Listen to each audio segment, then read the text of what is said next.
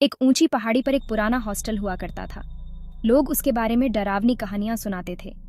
कहते थे वहां भूतों का साया है। कोई भी उसके आसपास जाने की हिम्मत नहीं करता था। बहुत साल पहले वहां एक दर्दनाक हादसा हुआ था। माया नाम की एक जवान लड़की गायब हो गई थी। उसका कोई पता नहीं चला। कुछ लोग कहते हैं कि उसकी आत्मा आज भी उस हॉस्टल में भटकती है। रात में उसकी चीखें सुनाई देती हैं। हॉस्टल शांत खड़ा था, उसके अतीत के अंधेरे का गवाह। लेकिन कुछ कहानियां दफन होने से इनकार कर देती हैं। 3 सहेलियां उस शहर में आईं, रिया, प्रिया और माया। अपने नए कॉलेज को लेकर वो बहुत एक्साइटेड थीं। उन्हें उसी हॉस्टल में रहना था। उन्हें क्या पता था कि उनका क्या इंतजार कर रहा है। एक बूढ़ा कमजोर केयरटेकर उन्हें चाबी देते हुए बोला। उसकी आंखों में एक चेतावनी थी। सावधान रहना, वो धीरे से बोला। लड़कियों ने उसकी बात हंसी में उड़ा दी। उनका कमरा सबसे ऊपर वाली मंजिल पर था। कमरे में धूल और खामोशी छाई हुई थी। रिया कांप उठी। यहाँ कितनी ठंड है, वो धीरे से बोली। प्रिया ने मुस्कुराते हुए कहा, ये बस पुराना है। जैसे जैसे दिन रात में बदलते गए, अजीबोगरीब घटनाएं होने लगीं। हर कोने में एक अनजाना डर समा गया था। हवा में फुसफुसाहट तैरती हुई। ऐसा लगता था जैसे कोई अदृश्य शक्ति बातें कर रही हो। कोनों में परछाइयां नाचती हुईं। दीवारों पर परछाइयां झिलमिलाती, जैसे कोई खेल खेल रहा हो। पहले तो लड़कियों ने इसे नजरअंदाज कर दिया। उन्हें लगा कि यह उनकी कल्पना मात्र है। उन्हें लगा उनका वहम होगा। लेकिन धीरे धीरे डर ने उनके दिलों में जगह बना ली। एक रात रिया की नींद खुली। उसे लगा जैसे कोई उसे पुकार रहा हो।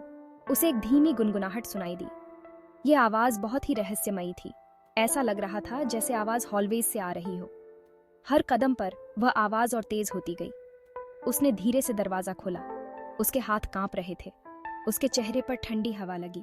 गुनगुनाहट बंद हो गई। उसने हॉलवेज में देखा।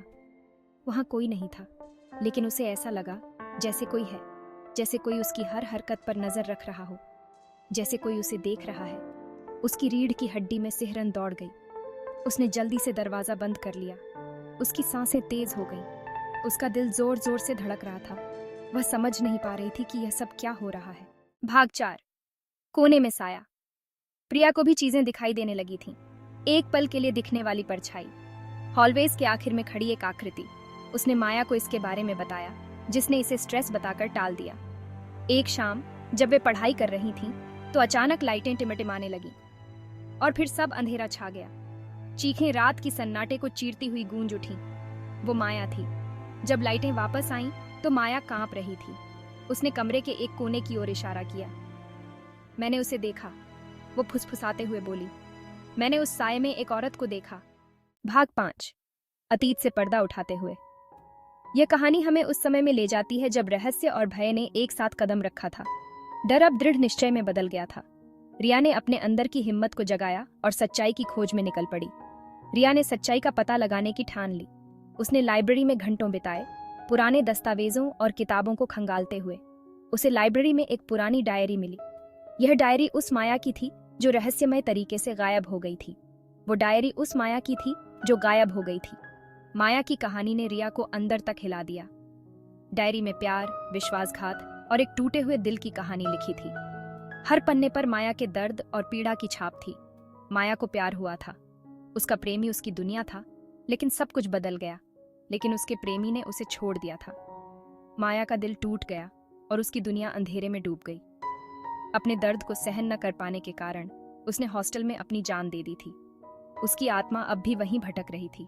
रिया को कुछ समझ आया। माया की आत्मा शांति की तलाश में थी, लेकिन उसे मुक्ति नहीं मिल रही थी। ये फुसफुसाहट, ये परछाइयां, ये माया का दर्द और पीड़ा थी। वो फंस गई थी। उसकी आत्मा को शांति की जरूरत थी। उसे शांति नहीं मिल रही थी। रिया ने ठान लिया कि वह माया की आत्मा को मुक्ति दिलाएगी, चाहे इसके लिए उसे किसी भी हद तक जाना पड़े। भाग 6। एक अनुत्तरित प्रश्न। इस सच्चाई को जानने के बाद लड़कियों ने माया की मदद करने का फैसला किया। माया की आत्मा को शांति दिलाने के लिए वे किसी भी हद तक जाने को तैयार थीं। उन्होंने उसे मुक्ति दिलाने का रास्ता ढूंढने का फैसला किया। वे जानती थीं कि यह आसान नहीं होगा, लेकिन उनका संकल्प अडिग था। उन्होंने एक छोटा सा अनुष्ठान किया। यह अनुष्ठान उनके लिए एक नई शुरुआत का प्रतीक था।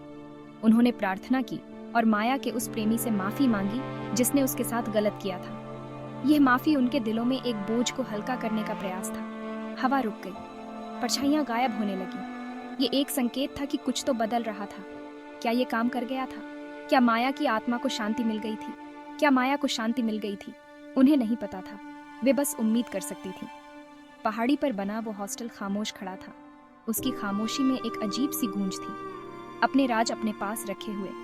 यह जगह अब भी रहस्यों से भरी हुई थी। अगले दिन लड़कियां वहां से चली गईं। वे जानती थीं कि उन्होंने जो किया वह सही था, लेकिन ये अनुभव उन्हें हमेशा के लिए बदल गया। उनके दिलों में एक नई समझ और संवेदना जाग उठी थी। उन्हें एक बात अच्छी तरह से समझ आ गई थी, जीवन में कुछ चीजें ऐसी होती हैं जिन्हें हम कभी पूरी तरह से नहीं समझ सकते। कुछ कहानियां कभी खत्म नहीं होती, वे हमेशा हमारे साथ रहती हैं, हमारे जीवन का हिस्सा बनकर। वो बस हवा की फुसफुसाहट में गायब हो जाती हैं, लेकिन उनकी गूंज हमेशा हमारे दिलों में रहती है।